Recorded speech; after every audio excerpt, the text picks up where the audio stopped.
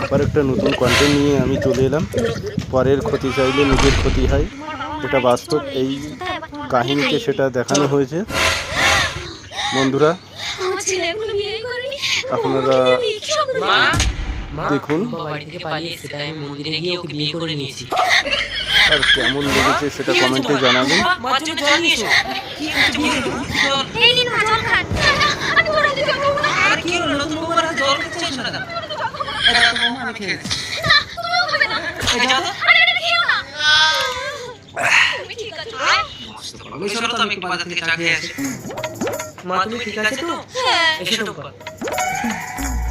দেখুন সেটা এবার দেখানো হবে।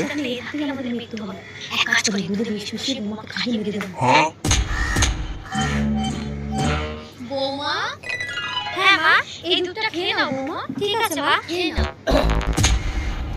এই তোমার